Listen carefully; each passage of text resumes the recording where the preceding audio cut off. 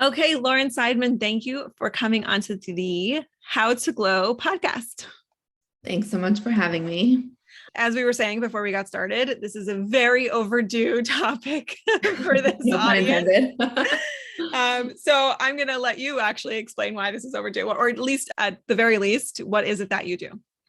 Okay, sure. So I am a childbirth educator, which means that I teach expectant parents about birth, the birth process, and the postpartum period. And to answer your question, why this is overdue, but it's always a good time, right? But overdue is that this, God willing, having a baby is an experience that many married couples that you work with or married women that you work with anticipate having at some point in their relationship. Yep. And so I'm glad we're doing this because I think it will be helpful for your audience. So thanks for having me here. Absolutely. No, thank you so much for coming on. And when I think of like different jobs that I would never do, childbirth educator is like pretty, so I'm like so fascinated in how you got into this and at what point you were like, oh, I think I want to do that for people. What draws you to it? Just like a little bit of your background story. Sure. So my background professionally has absolutely nothing to do with what I do now. I went to college actually initially thinking that I wanted to be a lawyer, and then changed my mind at some point in my 4 years of college and ended up getting a job at a consulting firm after I graduated. So I was doing human resources consulting for about 6 years. And there were definitely things that I liked about that experience. And at a certain point, that type of career was not working anymore for me on a personal level. So during those 6 years, I got married and we had our first baby. And then I had my second. And once my second child, my older daughter was 1, we just felt like it's too demanding of a lifestyle to have 2 little kids, and it wasn't working for our family. And I miss my kids too much. And I was like, I'm just going to stop and find something that's more fulfilling for me on like a personal level and something that has more flexibility. So I guess this role came about for a lot of different reasons, like lifestyle wise and interest wise.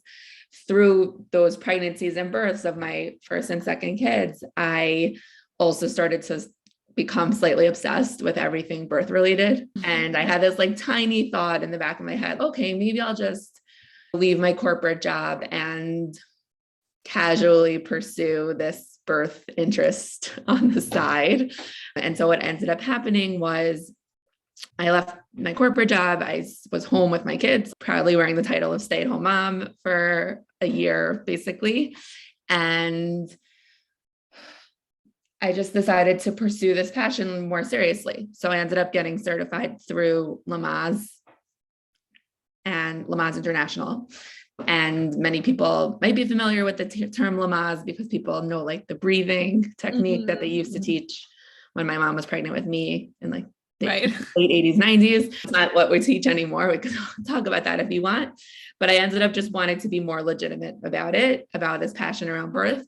And I was finding that through my own exploration and my own pregnancies, how much information there really was out there and how little I really knew, even like before I gave birth. Like I found out a lot of stuff after I gave birth. So I was like, wow, how great would it be if people could actually have access to this information beforehand? That was number one. And number two, as I just started meeting other new moms and my friends also, thank God, started having babies, sharing birth stories, I started listening to people's experiences and also had this feeling of maybe there's no perfect recipe to having the perfect birth that we want. We can't control the process, but maybe having access to information and being more educated is one ingredient to having a more empowered and positive experience, no matter how it pans out. And so that's how I landed in this seat. I named my business Birth Positive because of that. And I've been teaching now for the past 3.5 years. Wow. Yeah. So that's where we're at. That's so great. I feel like I did one education class, childbirth education class when I was expecting my first, which probably a lot of people did. Yeah. But the person was, maybe this shouldn't have been my hang up, but I felt like the person was so not relatable to me that it was like, I like thinking back at it, I'm like, oh my gosh, I would have loved to have been in Lauren's class. Like that just seems so much more, oh, she gets it. And she like, I don't know. It's such a combination of, you're saying, lots of information, which can make you more empowered and help you make decisions. But it's also, there's so much of an emotional piece. And especially as a first time mom. Now I know that as we mentioned before we started, but like, for sure, a lot of the listeners here have already experienced giving birth. And, possibly some people will just be like, look, been there, done that. Like, I'm not, or I'm just not in this parsha at all right now. And this is not the episode for me. And that's fine. But even for people who have given birth, understanding your story better, understanding what happened better, maybe setting yourself up for a different way. And I think creating, like your company is called, creating more positivity around your birth experience. If there's just one takeaway from this conversation that can shift it for you, a lot of times people do come to me with questions and they're having baby number 5 or 6. Like it doesn't stop just because you've experienced it one time. With that said, that first class, and I imagine myself sitting in that class a million years ago, like getting ready for my first baby, like just completely not knowing what you're going into. So you know what I mean? So understanding on an intellectual level, but it's a little tricky to like make it feel real. Right. It is. That's definitely a challenge of it being your first. Yeah. Yeah. Okay. So in terms of making it more positive, like obviously we're not going to go through every single bit of your material, right? Like you have a lot. First of all, your Instagram account has lots and lots of information. So those of you who are on Instagram, what's the handle for them to follow you? birth_positive. Okay, great. So that is definitely a resource. But if we were to just say, what would be some of the top things that would separate a positive birth experience that are in our control? Because as you said, so much of it's not in our control, but there is a lot that is. So of the things that are in our control, what can make it a more positive experience? Yes, it's a great question. And I also just want to say before I get into the specifics, the name also birth positive, I was also inspired by the term like body positivity. That way there's all different types of bodies out there, body shapes, body size, all of that. And can we have this positive attitude even though everything is different? And so part of my approach with my birth classes is that when I think about birth positive, it's not just I really believe this, and I think that this comes across in my content and in my classes, especially, is that there's really no one right way to do this.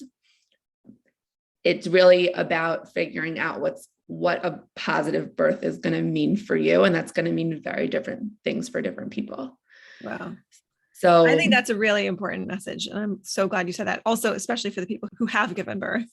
I remember very recently reading a sort of an essay written by somebody. It was her birth story. And she ended up having a C-section. I think it might've even been a scheduled C-section. And she was so positive about the experience. The way this is why we made that decision. And this is what the C-section was like. And here's how beautiful and magical it was.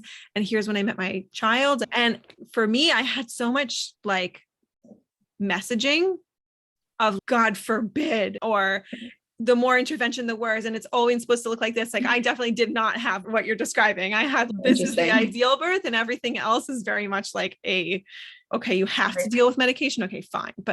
And so I think I'm so glad that you're saying that, because I think that to me, that was such a shift to read that. And it sat with me for a couple of days of like, how amazing for this woman. Totally. And there's also been, there have also been studies and research showing that the way that someone feels about their birth experience has less to do with actually the outcome, like the way their baby came into the world, meaning a cesarean birth or a vaginal birth. It has less to do with that than it does how they were made to feel during the experience. So this emotional piece is really huge, and it really can't be understated. How you're treated and how you feel during the experience, like this woman that you're giving the example of, she felt really empowered around the decision and understood why that was the right way for her baby to be born. Such a different experience when you have that. And that shows how important it is for you, because as they're learning about birth, they're not hearing a messaging of this is the only way to do it. They're hearing that like these are all positive, and then it'll be easier for them to have positive thoughts about their birth experience. Definitely. Yeah. And it's not, and you could probably speak more to this because it's around like the mental work piece, but that doesn't mean that it's so easy. Like I think most people do have a vision of how they want their birth to go. And if it doesn't go that way, it can be really disappointing and you can feel upset about it. And that's also okay. It's also not just at least you have a healthy baby, but your birth experience doesn't matter. I don't believe that either. Like your birth experience does matter.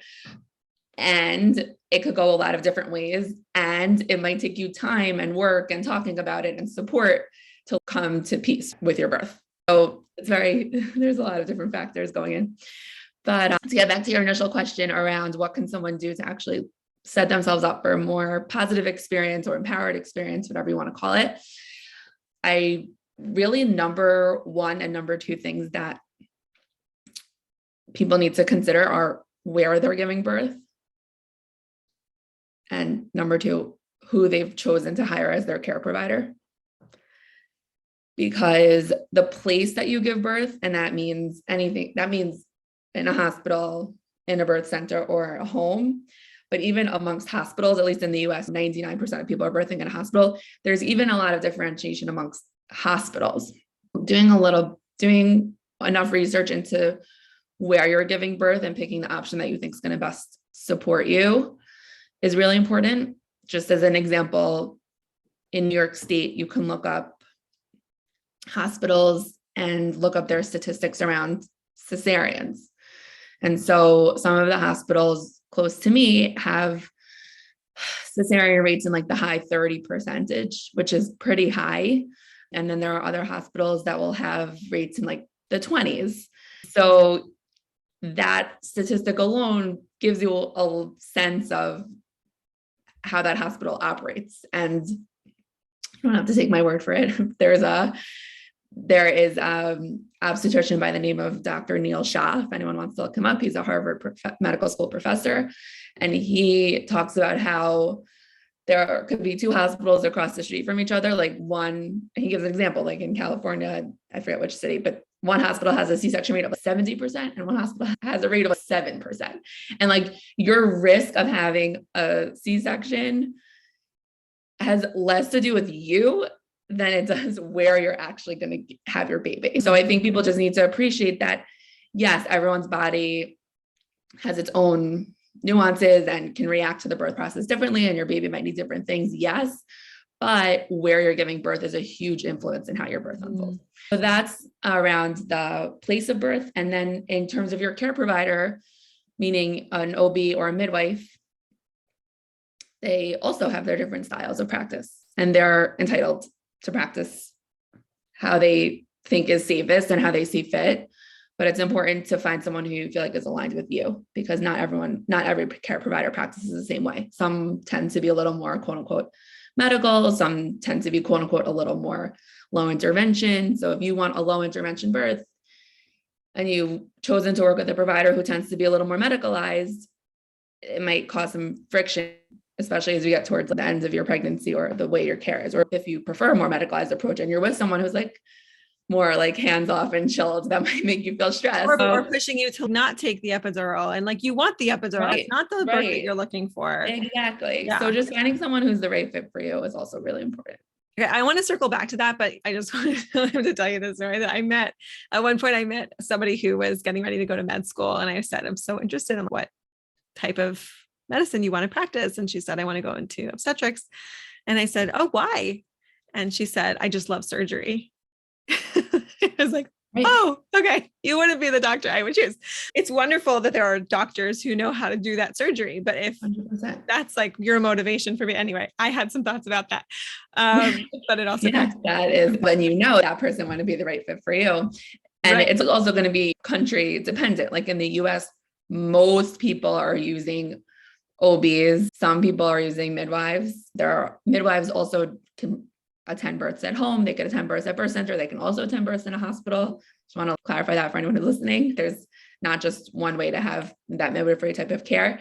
There are collaborative partnerships where midwives will work with people that are low risk and the OBs will take someone who's more high risk.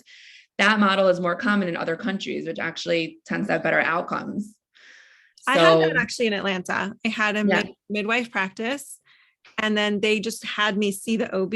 Like once it got to, because I was going way over my due date, the OB was there to support the midwife practice. But yeah, these are really good points. Okay. So one thing I think I would love to touch on, because I think this is, I know for me, and I've heard this from other people too, especially first-time moms. When you walk into a doctor's office, you're not really given usually the feeling that you are there to, as a consult. Oh, hi, I'm checking you out. I'm deciding if you're the doctor for me, and I'm going to go see a bunch of different doctors, and then I'm going to come to a conclusion about who's the right doctor. My feeling was like, as soon as you're in, it's almost like you get whisked along into their whole system. Totally. And I'm so glad that you're saying it's not about you're right and they're wrong, or they're right and you're wrong. It's about finding that match, because when you get further along, and then now you're in a situation where you have to say, wait, I'm pushing for a birth that is not the birth that you like, that is how your protocol runs.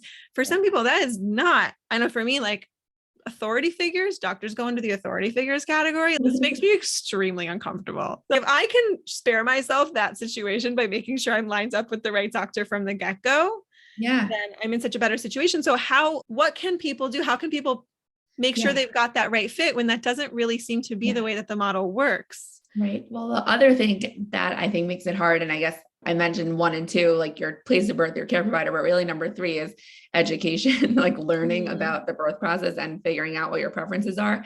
And I think what complicates this process that you're mentioning in terms of choosing a provider is that a lot of times people don't necessarily start learning about birth until, let's say, they're later in their pregnancy, and they don't realize necessarily that they might be with the wrong fit provider.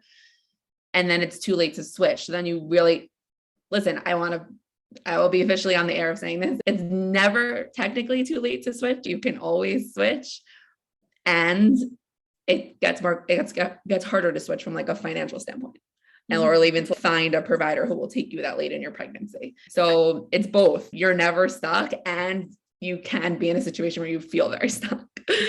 And even if that one piece doesn't feel right, you might have developed a rapport or a comfort level with this person where now you're starting. So it's not like it's going to all of a sudden, this person's the wicked witch of the West and you don't want her delivering your baby. It's wait, she's been so good to me. She's taken such good care of me. Now what? Yeah. It's really complicated. But in terms of what you're asking around interviewing providers and finding someone who's the best fit for you, you're right. I honestly don't have a great answer to that. I'm not really sure. I think the best thing you can do is you can call up and just be open and transparent and say, I'm looking for a provider. I'm new to the area, or this is my first pregnancy, and I'm looking for a new OB. Is it possible to schedule a consult with one of your providers and see if they're open to doing that? That's what I would do. I can't see why the answer to that would be no. You have to schedule an official appointment. Consults, and maybe that's not your person. Also, I would just add to that, you for sure, if you live in a community and starting to ask around about who did people have and what did they feel was the vibe and what did they like about their provider, what did they not like. Also, if certain providers, or I know my midwife practice was only in a certain hospital, and even though I loved the practice, the hospital was so atrocious that we didn't return to them. So if I had known someone else using that practice, getting that information, what was that whole experience like? So crowdsourcing around is great. Yeah. Asking around is great. And if you are asking for recommendations, it's also just helpful to ask around and find out like what you're saying, what the vibe was, and see if that resonates with you. Like when I was looking for a new OB at one point, I asked a friend who I knew was like similar to me in terms of like her birth preferences. And I ended up using the practice that she used. Whereas I know there are other providers that could be popular, but that wouldn't necessarily be the right for me. So I don't know. I think also, even if someone hasn't done like any official childbirth education, like they haven't taken their class yet, or they haven't even started reading books or whatever, I do believe that as women, we have this sort of like intuition about what feels right for us and what feels supportive. And so I want to just say when you're picking a provider, listen to what your gut's telling you. If someone's not giving you like the right vibe, then maybe that's a sign that's not the right person for you, and you could keep looking. Yeah, that's a great point. That's a great point. Yeah. Yeah, I'll also just say I do have one friend who I know does this. She goes in and she interviews doctors. And it's okay. First of all, it's okay if they're not comfortable, if they don't like, if that's not what's normal for them, that's okay. That's fine. You don't have to comply. And it's, even though if you're like me, you see a doctor as an authority figure, at the end of the day, you're the one who decides if you're going to use this doctor or not. This is your decision. It's not, you have the agency to choose, and doing that work, I would just recommend for anyone who's like me or who just would see that could be an issue, just like selling yourself on doing that work in the beginning. Just like you're saying, it's harder to do it later. I don't want to do it later. I don't want to be like arguing with my doctor later. Let me sell myself on finding someone that I feel really excited about. Like, I love my doctor. I want to go see my doctor. I want to ask them my questions. I feel comfortable. I don't feel embarrassed in front of them. Yeah, for sure. Those are all really important points. Yeah, definitely. Okay. So you said, let's make sure you gave like 3 principles, right? So you said the location, you said the provider, and then education. So you're extra qualified to talk about number 3. So what should people be looking for in terms of education, and how does education make it more of a positive experience? For sure. It's a great question. So in terms of, I'll answer your second question first. In terms of how can education make it more of a positive experience, when you can understand how the birth process works and what your body is actually doing during labor and birth, I think that alone makes it less scary. When I give classes, I ask my students to complete a questionnaire before the class starts, and I ask them to share any fears or concerns with me that would help me inform how I'm giving over the information. And the vast majority of people say the pain, like, I'm terrified of the pain of labor, and they're completely justified in having that fear. Number one, because culturally, and in media or movies, TV, whatever people have been exposed to, the narrative around birth is always that it's painful and terrible and scary. So that's what people are coming in with. But then when you educate yourself from like a factual standpoint, not from a TV show, and understand how does the birth process actually work? What is it doing? What's actually the role of pain in labor? Because there actually is a role that pain does have in labor. And what are some tools that I can use to work with the pain or help me cope with the pain? I'm not even talking about an epidural, by the way. Like, an epidural is a tool that you can use to cope with the pain, but there are other things that you can do that don't require medication to work with the pain. So I think once people are getting more comfortable with, oh, that's how the birth process works. Oh, when it's getting more intense, that's actually a good sign. That's actually bringing me closer to my baby. It starts to change your perspective around the pain, which can help you have I do think it can help you have a more positive experience, because now you understand what's happening, number one, and number two, now you've learned tools for how to deal with it. You're not just, oh my gosh, I'm in pain, I don't know what to do, because that's very scary. That's very scary. And we spend our entire life, most of us, unless you're like a pro athlete or something, with the association that pain means that there's like an injury or there's physical damage, and there's danger to my body. So now all of a sudden we need to make this shift of this pain means everything's going complete paradigm shift. If we haven't had that experience before, or even if that's just not a main experience, so then just that like rewiring and reminding ourselves, like, this doesn't mean that I'm in danger. This doesn't mean that I'm, getting hurt right now. Yes. 100%. Yeah. And then in every other area, pain equals bad, basically. And pain equals, we want to get rid of that. You have a headache, take a Tylenol. Your throat hurts, maybe you have strep throat. There's a signal, like what you're saying, it's signaling something is wrong. Whereas by labor, when you're 38, 39 weeks pregnant and you're like had enough of your pregnancy, and you like feel that first contraction, which could be a twinge uncomfortable, and then it gets more, it could be kind of exciting. Yay, finally, something's happening. Like I'm having my baby. Yes. It's complete opposite. You want that. Like you're waiting for those contractions to start. Okay. And we'll come back to the pain piece too, because we both love this thought work, like where do thought work and birth interact in terms of the whole process. It's very mental. In terms of just to follow up on that question of education, helping us having to have a more positive birth experience, I guess what I would love to, if we could just address like what options are available, like what would be some of the main things that you would recommend someone to either look into? Sure. And include yours, please. Yeah. So in terms of education, okay. So you asked what someone should be looking for. So similar to what we were saying before about finding like a place of birth and a provider that fits your preferences, I think finding a class that's going to be a good fit for you. So you mentioned earlier in this talk that when you took your birth class, you didn't feel like the person was like so relatable. So find an instructor that you feel comfortable with, like that you're gonna not be afraid to ask your questions to.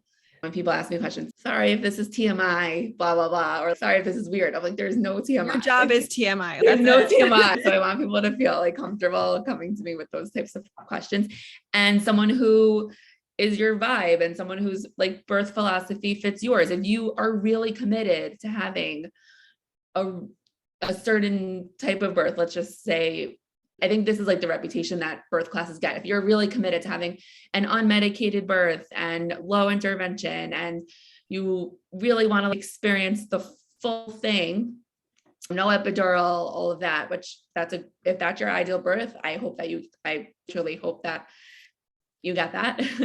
You might want to find a class that is going to give you all the tools and information and stuff that you feel is going to prepare you for that type of experience. If you are frankly like most of my students who come to me and say, I'm pretty sure I'm getting an epidural, or I'm considering getting an epidural, or they're not totally against getting an epidural, then you might want to take a class that is like a little less like pushing low intervention, so to speak, because you don't want to feel like, at least I could just speak for my own class. Like I never want anyone to feel like you're doing something wrong by choosing medical interventions, let's say. So the birth philosophy, I think, has a lot to do with it. Vibing with your instructor, and logistically also. Does it have to be a local class, or do you offer online? So my classes right now are still on Zoom. I do offer in-person classes, like private classes, like close to where I live. Hoping to go back to in-person group classes at some point, maybe next year. Stay tuned. But right now the virtual group classes are going really well, so I'm sticking with that. But yeah, logistically, some people might want a really comprehensive class, and that might be 6 weeks of 3-hour classes each time. Now, if you ask me my opinion as a childbirth educator, I think everyone should take that type of class. I think that's great because there's so much to learn. Do I teach that type of class? No, I don't, because I know that not everyone's going to sign up for such a long class. So then there's other types of classes too. There are like weekend intensive classes, or I could take classes that are like 2 Sundays in a row. The way I teach, it's for my group classes. Generally speaking, it's a 6-hour class, and it's either broken up into 3 weeks or 4 weeks. So I find that's like enough to give people enough information. And I also like that it's spaced out, meaning like it's consecutive weeks, so people have like time to digest and ask questions the following week. Where sometimes like with a weekend class, maybe your spouse's work schedules only work where you can take a weekend class, which is fine, but then you're just keep in mind that like you're getting all the information in one day, and you don't necessarily have that much time to digest it. Whatever, there's pros and cons to different formats, but I think logistically finding something that's going to be like the right fit for you and something that you could commit to, obviously. Yeah. Okay, that's really helpful. Your question. Yeah, for sure. Okay, I wrote this one down. It could be there's nothing, but I was curious if you feel like there are things that I wrote down, like most common surprises. Are there things that you just see that are people weren't expecting, or Yeah, it's so interesting. I've had some students I do follow up with all my students after, that's the truth, but I've had some students who I've had like more in-depth conversations about things that surprised them. One thing that has come up a lot recently is that like people who got an epidural, like it stops being as effective when it's time for pushing. I know that might seem really specific, but I've been hearing this a lot. So I guess just to make that a little more general is like, it's just for people to, I don't know, to have multiple tools in your toolkit for how you're going to work with labor. So whether that's learning different coping techniques, that's great. And maybe planning on getting an epidural. Okay, great. But what if your epidural doesn't work? Is that going to be your only tool in your toolkit? That makes me nervous because I've been hearing from people like the epidural stops working. So like, then what are you going to do? So having other tools in your toolkit, like coping techniques, or maybe hiring a doula, or making sure your husband is super on board if he's going to be your support person, or if you're have a friend or your mom coming to the birth, making sure they're really prepared to support you, like making sure you have this, like, I know you can't see on the podcast, but I'm like making a circle with my hands, like having this like holistic approach and not just like tunnel visioning into one way of doing it. So that's definitely one of the surprises that I hear. I think also just that it's always surprising to me, honestly, and I've heard tons of birth stories at this point, but just how different everyone's births unfold. Some people even if it's their first baby, their birth is really like pretty quick. Like it could be like 8 hours. That's like really quick for first time birth. With some people, it's 36 hours. And that's also really surprising. So I think just being open that there's a wide range of what's normal when it comes to the length of labor. I think then also in the postpartum period, that's where a lot of surprises ends up coming up. I think people are sometimes taken aback by how challenging that is. People don't know that nursing hurts. Meaning, I know there are people on the planet who it's not a painful thing, but for so many women, I've had more in my personal life than in my coaching life, where it just feels like this is like not fair. Nobody warned me. We were so focused on the birth, I didn't even think that on the other side, there's more adjustment for your body. There's a lot more going on. Yeah. And how to recover, ways you can help your body to recover. Yeah, for sure. The recovery for me, like I'm speaking from my own personal experience after my oldest was born, I was in complete shock by the postpartum experience and how I felt and how shocking. It was just shocking. Everything about it was just shocking. My physical recovery, nursing, how demanding it was, taking care of a new baby. And I do in my classes, we do have a class on postpartum and what to expect and how to set yourself up for success. That being said, I think sometimes it's hard for people to really appreciate what it's going to be like until you're really in it, like how hard it is.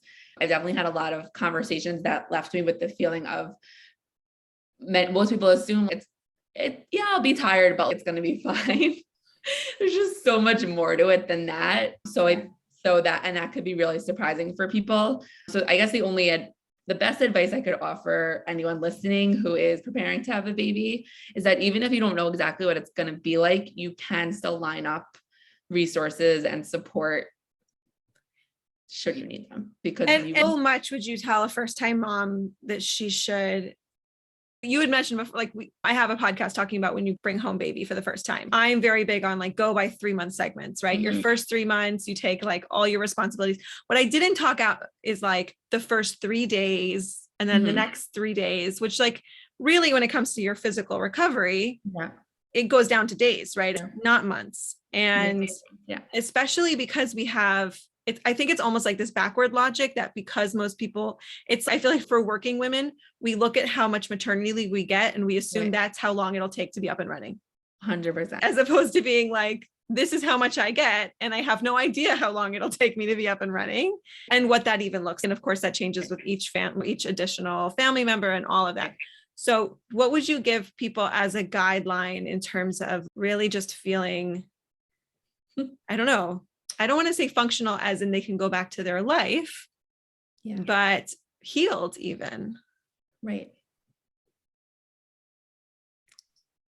I don't think there's not one right answer. Everyone's going to be different.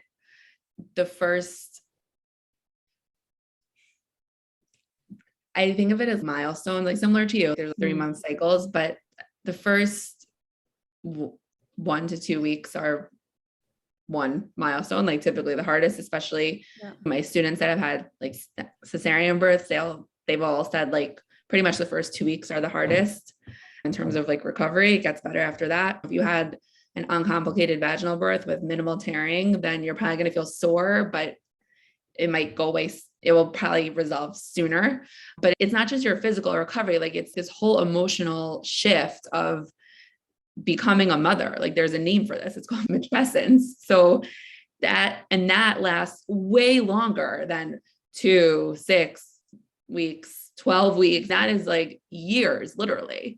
So when I think about the postpartum recovery period, I'm thinking about the physical recovery, and I'm also thinking about that identity shift where even if you feel physically better, which is obviously huge, like everyone wants to feel physically normal, socially and emotionally, you're going through this change. And I think I'm biased when I speak about this because that was like a big part of my own experience after I had my first, like that just takes a long time. And that is okay to feel like I'm reaching this new normal of who am I? I'm a mom now. What does that mean? What's my identity socially, with my family, with my friends, with my, my work. So anyway, that's like a whole other conversation, but practically speaking, I think when it comes to postpartum recovery, thinking about the first few days postpartum, that's probably going to be the most intense. You've been up potentially for an entire day giving birth, and now you're recovering. Like I compare it to pulling an all-nighter, running a marathon, and then having to start a new job. That's how I put it. Like, got it. If you pulled an all-nighter, then you ran a marathon, that's labor and birth, and then you're starting a new job, and I have to take care of these babies. When we start a new job, under normal conditions, we have support, we have training, we have mentors. So why, when we have a baby and we've, in essence, pulled an all-nighter, run a marathon, and now we're starting that new job, we expect to do it all ourselves? And to look good. And have makeup on and be dressed. Like that just makes absolutely no sense. So under normal, regular circumstances, think about when you start a job, how much support and information you have, right? Assuming your company has a good HR department, but we'll just take that as an assumption. We're seeing your HR background coming out. Right, you've had some like communications beforehand and all that. When you have a baby, just on a simple level, you could think of it as starting a new job. And so what type of support are you going to need? Maybe you want to have some friends on call who've already had babies and they can support you. Maybe you want to think about how busy you're going to be taking care of your own recovery and the baby, which is a full-time job. So maybe you want to outsource some things, create a meal train, have people bring you food. I know, Kayla, you speak about this in your podcast, and you spend a little, if you're able to budget a little bit of extra money for extra cleaning help or takeout or whatever it is, and thinking this is just temporary. This is just to get me off the ground. This is not a commitment I'm making for life. I love that you put it like that. So just thinking about it as starting a new job, and you're starting a new job under suboptimal conditions. Like you haven't slept and you ran a marathon. So like all the more stuff. So I think it's just having like realistic expectations around that. The first couple of weeks are definitely the most intense. I do think that people turn a corner a lot of times after 6 weeks, and then definitely after 3-4 months. For me, 6 months is a big turning point. 8 months, I'm like, okay, I can understand why like people enjoy this. That's how I felt after my first was born. I'm like, he's so cute now. Like they start sleeping better. Yeah. And then the first year, when I have friends or students whose babies turn a year, I'm like, really? This is a mazel tov for you as the parents. Like you survived a year of being. And the other big piece of it, and I hope we're not completely freaking everyone out, but is that your own hormones are in a completely different place from month 100%. To month.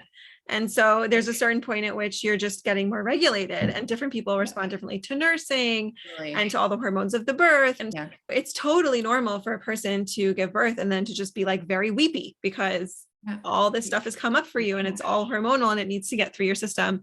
Okay. I have one question I have to ask you. So I know that my experience has always been that like, if I were to go into shul within a week of giving birth or something like that, like every older person would be like, you cannot be on your feet. You need to be sitting down. How true is that? Is that really important? I don't know.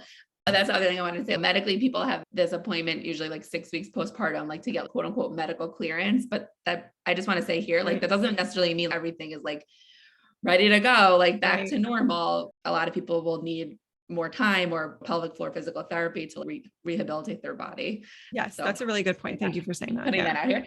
In terms of like medically not being able to be on your feet, I don't know. I think when it comes to postpartum recovery, certainly the priorities should be resting, recovery, and bonding. So being out and about, and Shul may not fall into those categories. Right. So if you need to recovery. I'm a little more conservative when it comes to that. If you're asking my opinion, I'm like one of those like older ladies. Yeah. And she'll be like, what are you doing here? I would definitely agree with them. But and you feel it. time, if you push yourself too hard, you do feel it. I know it would always be like my first Target trip with the baby. I'd always come home and I'm paying for it for 2 days. I'm like, no, why didn't I push this off one more week? Like you might start feeling better, which is obviously good. Being a little more conservative, keeping in mind that your body has been through a very intense experience, and you, medically speaking, you do have a wound inside of your uterus from where the placenta detached, and that has to heal. If you're not taking it easy, then your healing could take longer. You might experience your bleeding postpartum may stop, and then it might start up again. And obviously no one wants that, because it's not pleasant for many different reasons. So just keeping in mind that it's not a race. You don't need to subscribe to the bounce back philosophy. You can take care of yourself, and in the long run, it's going to be better for you. Yeah. I always would get this like major adrenaline surge where I'm like, and my husband would be like, today's the day we have to chain you to the couch. And I'm like, I really think we should declutter the garage right now. Totally. Yeah. The other thing is that we feel, and I was having this conversation with a client of mine whose husband is actually a therapist. So we got into this whole conversation around, why do we feel this pressure to be so like quote unquote productive after we have like when we have a baby? We feel like postpartum recovery and taking care of a newborn, that's not productive. But getting things done, so to speak, in our house, that's productive. Like, why do we feel like that? And I think when you have a new baby, like if we have to remember that like taking care of yourself and taking care of a helpless newborn, that is really productive and important work. Yeah. You don't, let's just value what's happening for a second. Yes. And it's okay if you have to remind yourself of that every 20 minutes. Totally. Or just, remind yourself of that, put it on the sticky note, or tell your husband, please just remind me of this. Yeah. Because culturally and socially, we don't really value that. And that's sad. So amazing. Yeah. Okay. We also wanted to talk about getting your husband on board. Okay. Or different challenges with how involved he might be. Or I know, at least from my perspective, I think a lot of women go into birth with a certain expectation of how their husband's supposed to perform. You think that? What do you mean by that? Meaning like supportive looks like this to me. And I think that it's very helpful to look at what's going on in your relationship and what your husband, like there's the husband that you have in your head and there's the husband that you have who you're married to. Right. And different husbands have different skill sets and are capable of different things. I remember like with my first, we was like one of these extremely long births. And I remember my doula saying to me, I need to go get food for your husband and he needs to take a nap. And I was like, huh? Excuse me. I'm the one in the middle of this. I'm not eating. I'm not taking a nap. And like very quickly it hit me because I had that outside person saying it to me. I was like, wait, just because I'm not like, he still has all his normal bodily functions, right? This guy still needs to function and he needs to take care of himself. But it was, and that's just one example, but different ways in which we'd expect them to show up. So we want them on board. We want their support. At the same time, we want to create this whole like instruction manual for how they have to be for us to feel supported. So I would just love to hear kind of any tips or thoughts you have. That whole thing is more in your camp than mine. But I'll answer as best I can. So yes, I do. In my experience teaching, I do teach husbands and wives together. I know that's not always the norm, especially like in the Jewish Orthodox community. A lot of classes are geared just for women.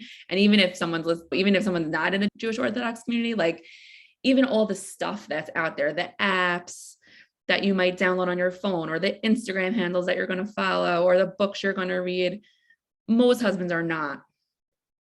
99% of husbands are not downloading those apps, following those Instagram accounts, or reading those books. They're just not, because it's targeted towards women. So I think in terms of getting your husband, being in this together with your husband, one great thing that you can do is take a class together so that you are hearing the same information at the same time and you can process it together. I have to say, in my own classes, like the husbands that are in my class, they ask the best questions.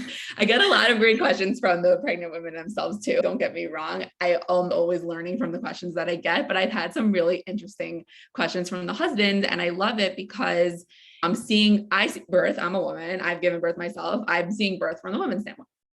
And I want to see it from like how they're thinking about it. Like a lot of times, like the men are thinking about things more like practically and like logistically, and they want to have a plan.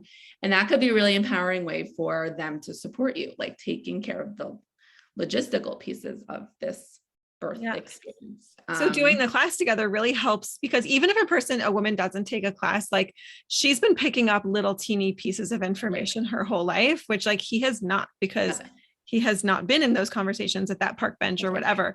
And so bringing him in, then he has enough to be in the game. I love that. Yeah. And I would also venture to say that the vast majority of husbands, they want to understand what's going on. This is their baby too. So much of this gets channeled so much on the mom, but I really think like the husband, like they want to be involved. Like they want to understand what's happening. And the more education also that they have, then the better you guys can go into this experience together. And he can maybe then figure out how he feels like he can support you. If you have a husband, that I've had so many different types of husbands in my class, like some want to be a little more hands-off. And so for someone like that, then hiring a doula might be, they might understand now more why there's a need to have a doula present. Like you mentioned, you had a doula present at your birth. Yeah. Because they just don't feel like they could take on that like full responsibility. And I would definitely agree with that choice, because it's his first birth, it's her first birth. But if you hire a doula, it's not their first rodeo. So they can really be there to support both of you. Then I have had a handful of husbands that are reading all the books and following all the Instagram accounts, and they're like messaging me like he's like a certified doula by the time the baby they want to be a doula, and you have those types too. And so their support is going to look a lot different. And it's not like there's one right way. It's figuring out what's going to be the best thing for the two of you. So yeah, absolutely. It's just because you're having a baby doesn't mean he's now like a certified massage therapist, right? Like he's going to have the same skill set he had before you. We don't really have a choice. We're all just going to totally. And even I think sometimes like husbands could feel like they could feel, I don't know, maybe cut out of the equation a little bit, or they don't know what to do, or they don't know how to be involved. And I also just think that it's important for people to know that just like their presence that says a lot. And even if that means that even whether they're in the room, out of the room, I've had couples that have different customs around that, whether they're praying throughout the birth like that, or saying to him, whatever it is, like that could be really powerful for some couples. And that could be a really amazing way for him to show his support. I think sitting in the corner texting on your phone is probably going to feel unsupportive to most people. But that doesn't mean to be like you're either sitting in the corner, not involved at all on one side of the spectrum, or being her doula on the other side of the spectrum. There's a lot of in between. So like figuring out what's going to make most sense for both of you. And then as needed, hiring extra support if you feel like that's something that's going to be helpful for you. A doula. That could be a good way to find, so that everyone's feeling like they're getting what they need. Yeah. Okay. Last one. And I know that we probably could take an entire episode just on this last topic. So we'll just try and get like the highlights of it. But one question I've been getting, it's so interesting. I get this question privately a lot. And I'm like, this is not a, we can totally ask this publicly, which is basically, how can I use my mindset to deal with the pain? Right? A woman who is let's say she's in her 8th or 9th month, she's starting to really just gear up for that. And often it'll be some version of my biggest fear is that at some point I'm just going to think I can't do this. And then what will I do? They want to keep a feeling of control. Right. So I'm sure this is something that you touch on as well. What would you recommend? Totally. So it's a great question. Birth is a physical process, obviously, but it's not just physical. It's also mental. and emotional, and people's mental state and emotional state does feed a lot into the birth. So when it comes to your mentality around birth, we touched on this before, but thinking about the pain, like reorienting, number one, around how you think about the pain. So if we are coming into this with pain is bad, I need to get rid of it, then that's going to be much more challenging when it comes to birth. Even if someone is planning on getting an epidural, there is time during labor when an epidural may not be available to you for various reasons. You might be laboring at home, can't get an epidural in your house. You show up to the hospital when you're like in active labor. So you've been laboring for a while, right? So having the mentality around birth that pain is not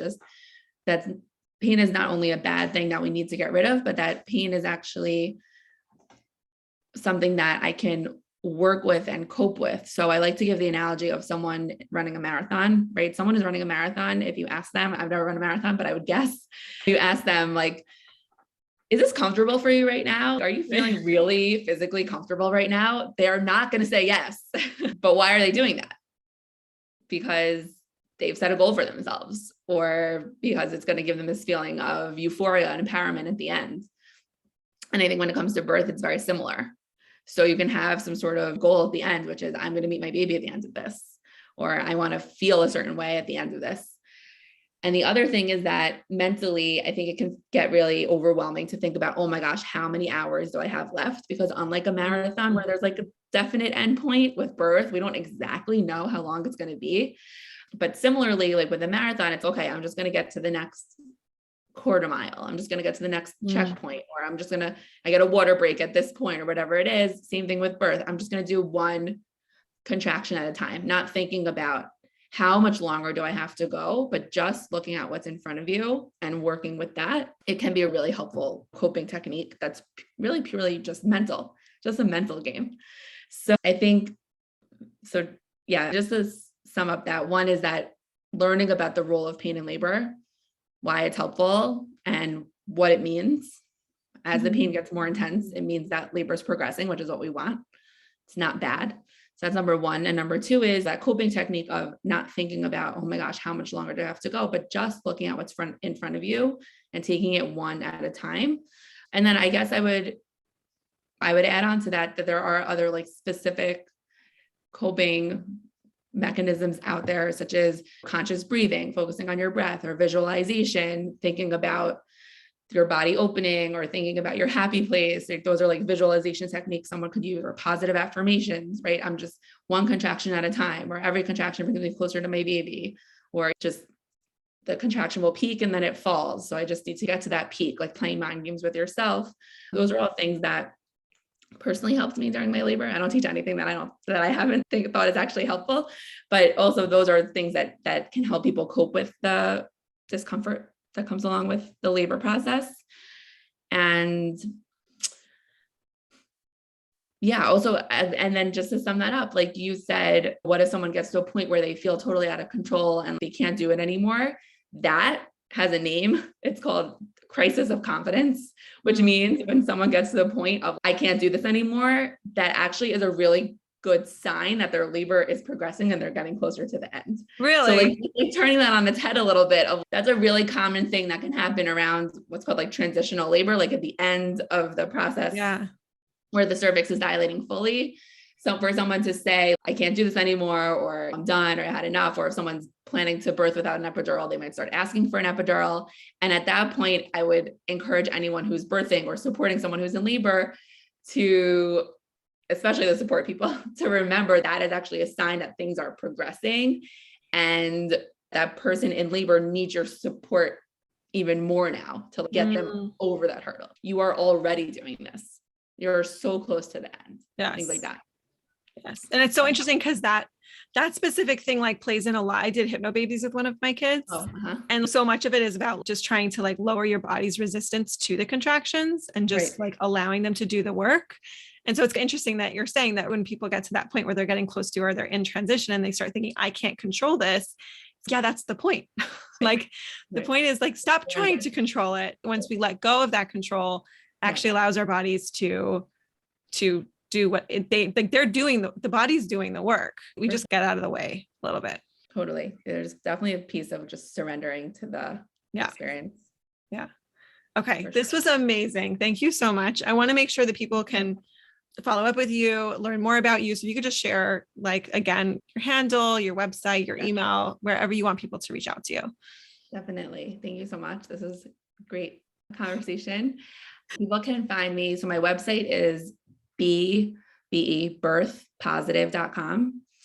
And my Instagram handle is @birth_positive. And all my contact information is either on my Instagram or my website. You can email me, Perfect. text me, call me. Okay, amazing. And I'll have everything linked in the show notes so people can find it there as well. Okay, thank you. This one was overdue and just kind of been born now. But now, now it's here and in the world. And I'm so glad that we have this to offer to our people. And I'm so glad they got to meet you, because I know that for sure there's many people here who really resonate with you and with your tone and energy and are looking for a more positive birth. So thank you so much. Thanks for this opportunity. I appreciate it.